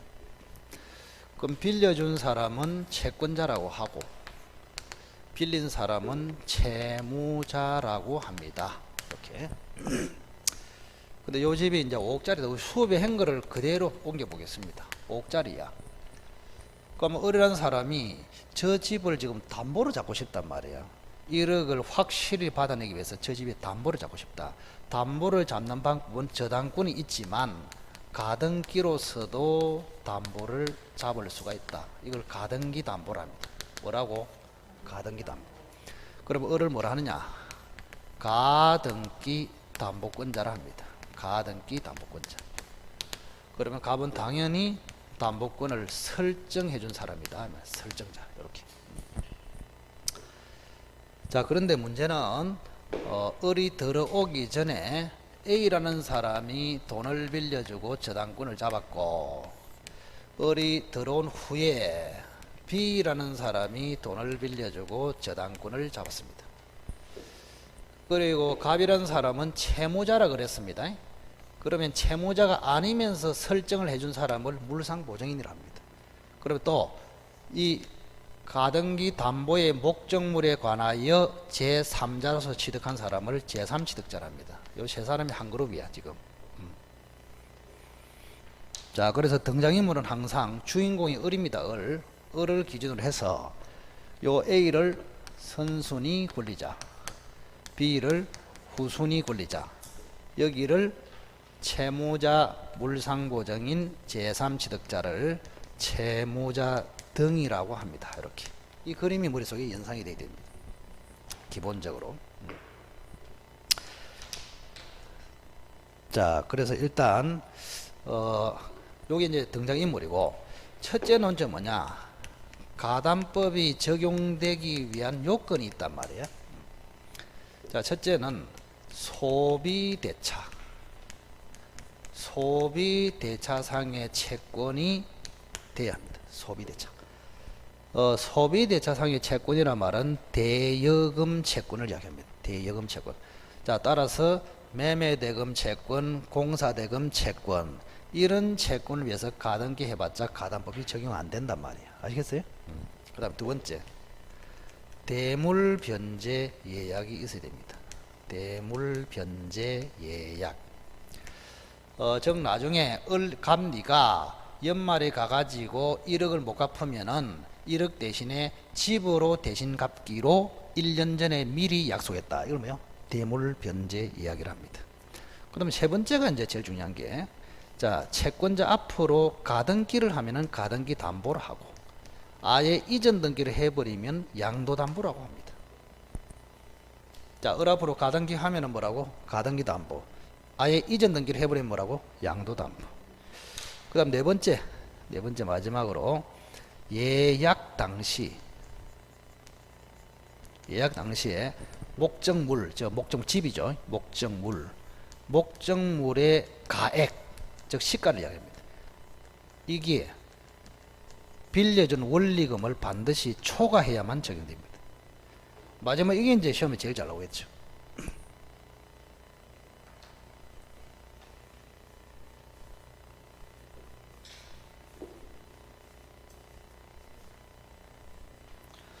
자, 여기 보세요. 원리금 해봤자 뭐 1억 얼마 되잖아요. 그죠? 자, 시가는 얼마예요? 5억. 그러니까 원리금을 초과하고 있죠. 그러니까 가당법이 적용된단 말이에요. 왜 그럴까요? 만약에 1이 돼버리면 한번 생각을 해보세요. 자, 을이 1억을 빌려줬는데 5억짜리 집에다가 가등기 담보를 잡았어. 근데 갑이 결국 을에게 1억을 못 갚았어. 그럼 5억짜리 집으로 갚아야 돼. 그럼 5억짜리 집으로 갚아버리면 이 을이라는 사람이 폭리를 취하잖아요. 그럼 폭리를 취하면 놔둬야 됩니까? 이걸 규제를 해야 됩니까? 규제. 이 규제하는 법이 가담법이라니까. 근데 만약에 이게 집값이 9천만 원짜리야. 그럼 9천만 원짜리가 돼버리면 갑이 1억을 안 갚으면 9천만 원짜리 집으로 대신 갚잖아요. 그럼 을에게 폭리가 있습니까? 없습니까? 없죠. 규제할 필요가 있다 없다? 없어. 가담법이 적용된다 안 된다? 안 된다. 논리가 그렇단 말이에요. 자, 그렇게 보시면 됩니다. 자, 78번에 1번 매매대금의 지급을 담보하기 위해서 가등기가 경유된 경우는 적용이 안 된다 해야죠. 소비 대차 상해 채권을 담보하기 위하여 그때만 적용됩니다. 매매대금 채권, 공사대금 채권 이런 걸 담보하기 위해서 가등기 대봤자 적용되지 않는다. 그래서 1번이 틀렸네요. 자, 이번에 후순위 권리자가 채권자에게 권리를 행사하는 경우에는 채권자는 후순위 권리자에게 청산금을 지급해야 된다. 맞습니다. 후순위 권리자에게 지급해야 된다. 이게 무슨 말이냐? 여기 한번 보세요. 우리가 을이라는 사람이 최종적으로 가등기에게서 본등기를 할 거 아닙니까? 그러면 가등기에게서 본등기를 해가지고 을이 집의 소유권을 차지하면은 나머지 돈은 청산금으로 돌려줍니다. 이렇게. 집은 자기가 차지하지만 청산금을 돌려줘. 이렇게 청산금을 돌려준다. 그러면 을이 이제 청산금을 갑한테 돌려주면은 그 청산금에 참여해서 먹는 사람이 있단 말이에요. 그걸 청산금 채권자라 합니다. 그 먹는 사람이 요 B하고 채무자 등이다 이 말입니다. 을이 청산금을 던져주면은 먹는 사람이 누구라고? 후순위 권리자와 채무자 등.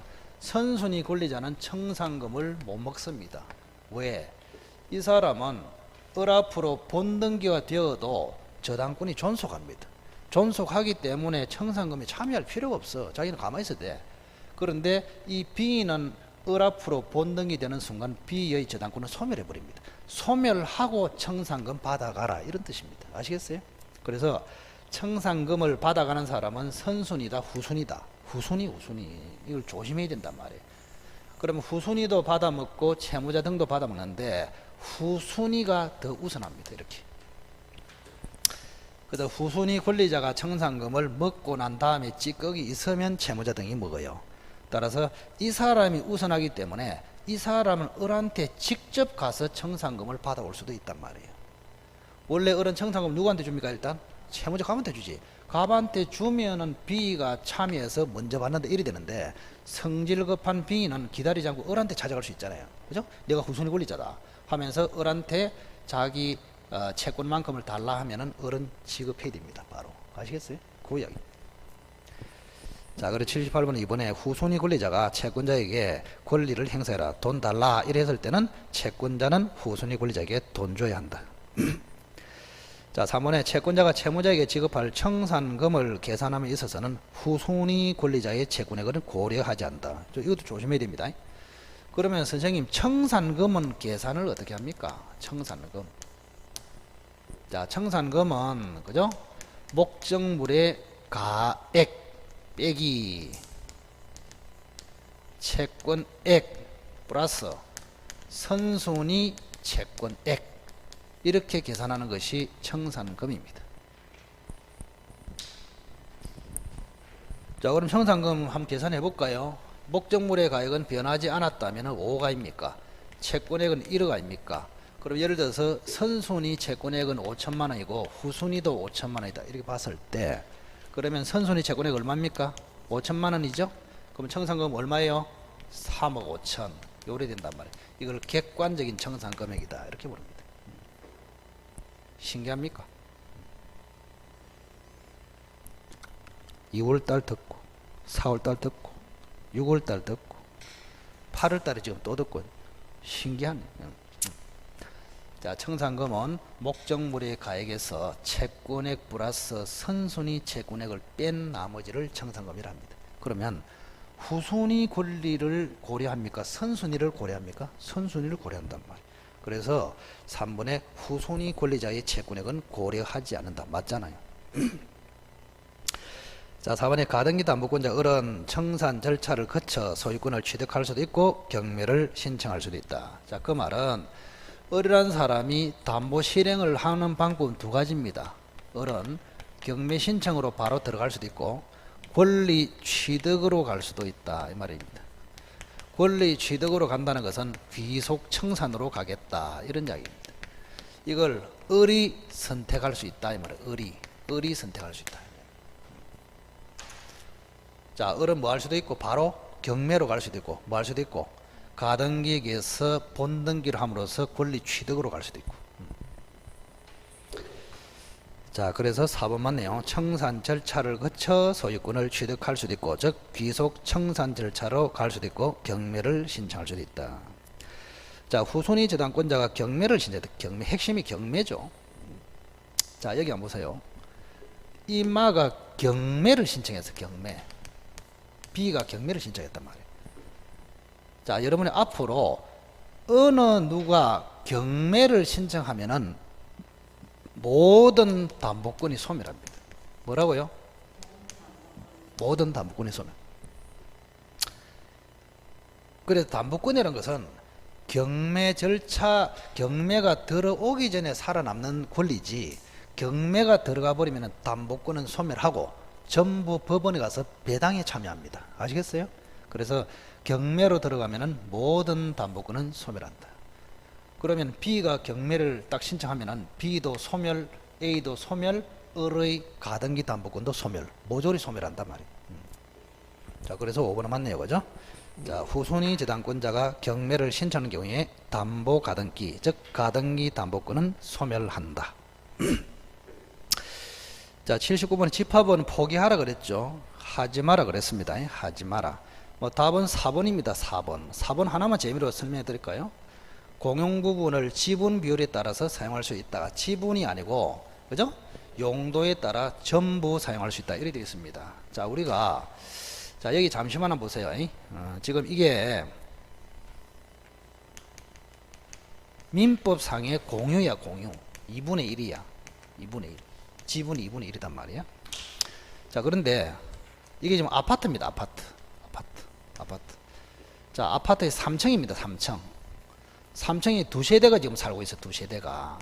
여기 예를 들어서 A가 살고 있고 B가 살고 있고 이렇게. 그리고 여기 이제 복도거든요. 복도. 아파트에서 복도. 이 복도는 뭐랍니까? 공용 부분이라 합니다. 공용 부분. 그러면 A하고 B가 30평으로 같아요. 그리고 복도를 2분의 1씩 공유를 합니다. 이렇게 됩니다. 아시겠어요? 자, 그러면 아파트가 없는 이 토지를 공유할 때는 민법이 적용되고 아파트가 있는 복도에 공유를 할 때는 이건 집합법이 적용이 됩니다. 그러면 민법에서는 사용을 어떻게 할까요? A, B가 공유자는 사용을 어떻게 한다? 지분 비율대로 사용합니다. 그럼 A가 2분의 1이고 B가 2분의 1이면 지분 비율대로 사용한다는 말이 무슨 말입니까? A가 반 쓰고 B가 반 쓰고 이게 아니잖아요. 하루는 A가 쓰고 하루는 B가 쓰고 이런 뜻이단 말이에요. 근데 여기는 복도는 어떻습니까? 복도는 하루는 A 쓰고 하루는 B 쓰고 이러면 됩니까? 그럼 나가지를 못하잖아요, 상식적으로. 그래서 복도의 아파트를 전제하는 복도의 경우에는 지분 비율로 쓰는 것이 아니고 용도에 따라 전부를 쓸 수 있다 이 말입니다. 이것도 외우는 게 아니 당연하다니까. 당연. 자, 그래서 79번에 동그라미 4번이 틀렸습니다. 각 공유자는 아파트 공용 부분을 지분 비율에 따라가 아니고 뭐라고요? 용도에 따라 전부. 나는 집합법도 한 문제 맞추고 싶다. 그럼 요약서 보면 됩니다. 요약서가 가장 효율적으로 정리가 잘 되어 있습니다. 근데 뭐 투자 효과는 거의 없어요. 자, 80번 한번 천천히 읽어보세요. 마지막으로 명의신탁이다. 명의신탁.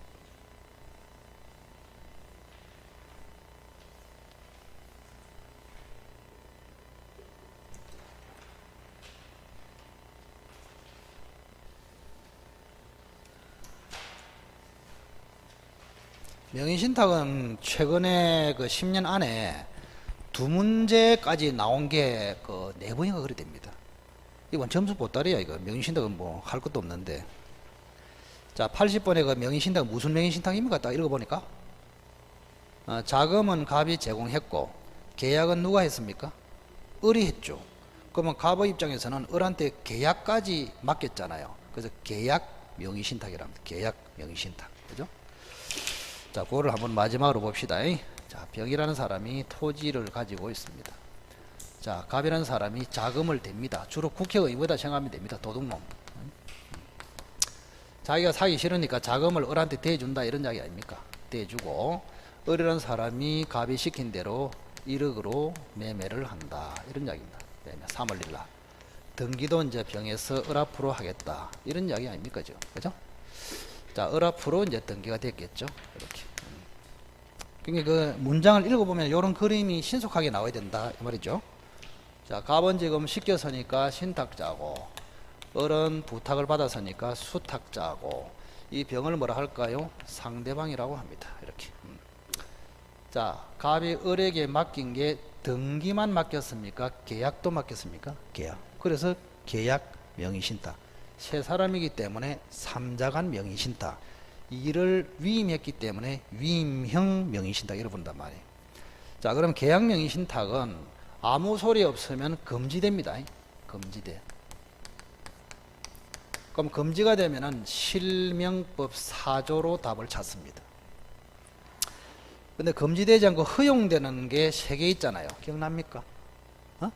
종중, 또 부부, 또 종교단체. 그래서 시험에서 종중이나 부부나 종교단체라는 단어가 없으면 금지되는 명의신탁이야. 그러면 금지되는 명의신탁이 나올 확률이 90%입니다. 아시겠어요? 허용되는 건 잘 안 내요. 자, 그러면 금지되는 명의신탁은 몇 조로 처리한다고? 4조로 처리합니다. 4조. 그럼 4조를 한번 들이대 볼까? 갑하고 을 사이에는 명의신탁 약정이 있잖아요. 이렇게. 그러면 4조에 따르면 명의신탁 약정은 뭐라고? 무효이다. 이렇게 되어 있습니다. 이 약정에 따른 물권 변동이 등기 이전입니다. 물권 변동. 자, 약정은 무조건 무효이고 등기 이전이 되는 물권 변동은 어떻게 될까? 그래서 계약 명의신탁이 시험에 잘 나오는 이유는 이 물권 변동이 상대방의 선악에 따라서 달라진다. 요것 때문에 시험에 아주 잘 낸단 말이에요. 이렇게. 아시겠나요? 자, 상대방이 선이면은 뭐라고? 유효. 이렇게 됩니다. 악이면은 뭐라고? 무효. 이렇게 됩니다. 이렇게. 이것 때문에 시험에 잘 나온다고. 자, 그럼 여기는 병이 선이라 되어 있습니까? 악이라 되어 있습니까? 읽어보시고. 선이로 되어 있죠? 모르는 병이 이렇게 되어 있잖아요. 그럼 앞으로 보세요. 자, 병이 선이이면은 물권 변동은 유효입니다. 매매도 당연히 뭐요? 무효 사유가 없죠? 유효입니다. 그러면 매매도 유효이고 등기도 유효이고 그럼 소유자가 누굽니까? 을이다. 자, 여기까지 나오면 답이 이제 거의 한 다 보이는 것입니다. 이렇게. 을이 소유자이다. 여기까지. 그러면 을은 소유권을 취득은 했습니다. 근데 자기 돈으로 취득했다. 남의 돈으로 취득했다. 남의 돈. 그래서 남의 돈으로 취득했기 때문에 이 소유권 취득 자체가 부당이득이 되어버립니다. 자, 부당이득은 지해야 된다. 반환해야 된다. 반환해야 된다. 이 반환하는 범위 이게 사법고시에 3번 나왔다고 그랬잖아요. 지금. 반환하는 범위. 자, 반환하는 범위는 그죠? 매수자금 1억만 반환해도 되느냐? 부동산 자체 이거를 다른 말로 처분대금이라고도 합니다. 이 말까지 기억해야 됩니다. 처분대금. 자, 이렇게 생각하면 돼요. 갑은 국회의원입니다. 그것도 지금 국토교통부 소속이야. 그래서 갑이 요 토지가 한 2달 안에 그린벨트 해제될 것으로 알고 있어. 그래서 해제되기 전에 1억 주고 사게 만들었단 말이야.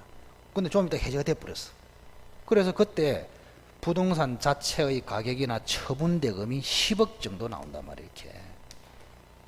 자, 갑으로부터 받은 돈이 얼마예요? 1억. 부동산의 가치는 얼마? 10억.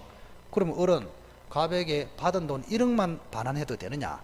10억 가치를 돌려줘야 되냐? 이런 이야기입니다. 굉장히 중요하다는 얘기예요. 결론이 뭡니까?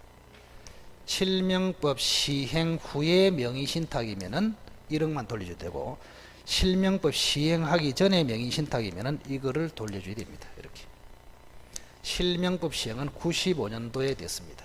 근데 연도는 알 필요 없어. 왜? 아무 소리 없으면 언제라고? 실명법 시행 후. 이렇게. 그래서 아무 소리 없으면 현재를 기준으로 하기 때문에 받은 1억 매수자금만 부당이득으로 갑한테 반환하면 된다. 물론 갑으로부터 취득세, 취득비용 이런 거 1,000만 원 받았다면 그것도 돌려줘야 됩니다. 그래서 부동산 자체나 처분대금을 반환할 필요 없고 매수자금만 반환해도 된다. 이게 핵심이단 말이에요. 자, 1번 갑은 을에게 부당이득을 이유로 소유권 이전 등기를 청구할 수 있다. 틀렸죠? 왜요? 자, 을이 갑에게 돌려줘야 하는 것은 소유권 이전입니까? 매수자금입니까? 매수자금. 그래서 갑은 을에게 부당이득을 이유로 매수자금을 청구할 수 있다. 이래 맞지. 자, 이번에 갑과 을 사이에 명의신탁 약정은 무효이다. 이거는 맞네요. 그죠? 명의신탁 약정은 무조건 무효야. 물권 변동이 선악에 따라서 달라지는 것이지. 그죠? 2번이 정답이고. 자, 을 명의로 경료된 X토지 소유권 이전 등기는 무효입니까? 유효입니까? 유효. 매매도 유효. 등기전도 유효. 따라서 을이 소유자. 이래 됐잖아요. 1번도 X, 3번도 X. 자, 4번에 X토지를 을이 정에게 매도하고 정명의로 이전 등기를 마쳤다 하더라도 이 정이라는 사람이 딱 등장하면은 복잡하게 생각할 거 한 개도 없습니다. 자, 지금 수탁자가 정한테 다시 등기를 해줘 버렸다. 이런 이야기입니다. 지금 여기 보세요. 수탁자로부터 이해관계를 맺은 자를 제3자라 합니다. 아시겠어요? 그러면 명의신탁에서 제3자는 선악을 따진다 안 따진다? 안 따져. 무조건 소유권을 취득합니다. 에? 선악을 따지지 않고 무조건 소유권을 취득하는 것은 명의신탁에서 제3자, 계약 해지에서 제3자 두 개밖에 없단 말이에요. 자, 그래서 4번도 틀렸네. 알고 있었더라도 소유권을 취득한다. 이래 되잖아요. 제3자 정은 악일지라도 소유권을 취득한다. 이래 맞죠. 자, 그래서 4번도 X입니다. 자, 병이 사실을 알고 있다 해도 을은 소유권을 취득한다. 자, 병이 이제 안 해요. 여기 보세요. 병이 안다 그랬네요. 병이 악이다 이 말이죠. 자, 병이 악이면 어떻게 됩니까? 등기 이전이 뭐로 간다고? 무효로. 그러면 등기 이전이 무효이면 소유권이 을한테 넘어갔습니까? 안 넘어갔습니까? 안 넘어갔죠? 그럼 여전히 병이 소유자다. 이런 이야기 아닙니까? 자, 그래서 5번도 틀렸네요. 병이 명의신탁이라는 사실을 알고 있으면, 즉 병이 악이면, 그죠? 등기 이전이 무효이므로 을은 소유권을 취득하지 못하고 여전히 병이 소유자다. 이래 맞잖아요. 그죠? 자, 그래서 2번만 맞습니다. 2번. 자, 그래서 명의신탁은 1순위가 요겁니다. 계약 명의신탁. 그 다음에 만약에 이런 거 있잖아요. 자, 갑이 병하고 매매를 했는데 등기만 을 앞에 넘겼다. 이걸 뭐라고? 중간 생략형 명의신탁. 그게 2순위. 계약 명의신탁이 1순위. 중간 생략형 3자간 명의신탁이 2순위. 이렇습니다. 그 두 개 중에서 나올 확률이 80% 이상이다. 이 말입니다. 그 연습을 잘 하시기 바랍니다. 오늘은 여기까지 하죠. 하여튼간에 1차는 항상 제가 강조하지만 1차는 무조건 합격을 하셔야 되기 때문에 1차는 요령이 필요 없어요. 열심히 해야 됩니다. 열심히 해야 돼. 특강도 다 듣고 뭐도 다 하고 싹 다 해야 돼. 1차는. 근데 2차는 전략이나 요령이 좀 필요하다. 그래서 1차가 조금 어느 정도 내가 잘 된다 싶으면 2차를 노려도 되잖아요. 그죠? 2차도 결국에는 1차에 따라서 좌우됩니다. 만약에 여러분들이 만약 9월 말쯤 갔어. 한 달이 지나갔어. 자, 9월 말에 갔는데 1차를 또 생각을 해보니까 이게 모의고사를 쳐도 40몇 점밖에 안 나오고 50점이 안 넘어. 그러면 지박아도 2차는 포기합니다. 자동적으로. 그래서 2차 공부조차도 1차가 좌우를 한다니까. 그럼 1차를 딱 쳤는데 7단마다 이상하게 60점이 돼. 그러면 2차를 당연히 공부하게 돼 있죠. 그래서 2차조차도 1차에 좌우되고 있다. 시험장에 가서도 마찬가지예요. 오전에 1차를 딱 쳐보고 1차가 확실하게 된다 싶으면 2차 시간에 사람이 로봇처럼 바뀝니다. 예? 머리가 맑아지고 체력이 솟으면서 야 이거 잘하면 2차까지 끝나겠다 이래가지고 답이 잘 보여. 근데 오전에 1차를 쳤는데 이상이 안 될 것 같아. 그러면 오후에 앉아봤자 답도 안 보입니다. 답도 안 보여. 그래서 시험장에서도 2차는 1차에 종속되어 있습니다. 그 자체가. 그 지금도 마찬가지고 어쨌든 1차는 확실히 돼야 되기 때문에 여러분들이 항상 준비를 하시고 나머지 2차까지 생각이 있으신 분들은 2차는 좀 전략적으로 뭐 투기한다는 생각으로 예를 든다면 아까도 이야기했지만은 공법에 너무 치중하지 마시고 공법은 과락만 면한다 이런 생각하고 그 점수를 중개법에서 나는 확보를 하겠다. 그러면 조금 노래 볼 수 있어. 그런데 중개법은 그냥 한 5, 60점 받고 공법을 내가 80점 받아야지. 이런 생각이라면 100년 가도 안 된다 이 말입니다. 100년 가도. 하여튼 그런 걸 고려해서 작전을 잘 짜서 수행을 하면은 생각보다는 좋은 결과가 있을 수 있습니다. 자, 오늘 여러분이 참석을 해서 매끄럽게 좀 강의가 잘 됐습니다. 저 혼자 하면 외롭습니다. 원래. 외롭고 강의도 잘 안 되고 사람도 없는데 이상하잖아요. 분위기가. 그죠? 미숙시 없는 것처럼 여가지고 있는 것처럼 이게 됩니까? 이게 안 되는데. 그죠? 감사하게 생각하고 어쨌든 그 강의든 책을 읽든 이런 게 모든 게 한 번으로는 절대 안 됩니다. 그래서 여러 수십 번 해야 돼. 반복을 해야 돼. 그래서 이 이제 모의고사 해설조차도 사실은 여러분들이 시간이 조금이라도 나면은 동영상을 한 번 더 봐야 돼요. 배속을 해서라도. 예? 그 한 번으로 되는 건 없어. 한 번이 효과가 50%라면 두 번 하면 90% 이상 올라간단 말이에요. 그럼 뭐든지. 그래서 우리가 촬영을 하는 이유도 어쨌든 여러분들이 들었지만은 기회가 되면은 배속을 해서라도 한 번 더 들었으면 좋겠다 이런 생각이 있습니다. 잘 활용해 주기 바라고 건강관리 잘 하시면서 잘 따라오시기 바랍니다. 자, 고생 많으셨습니다. 수고했습니다.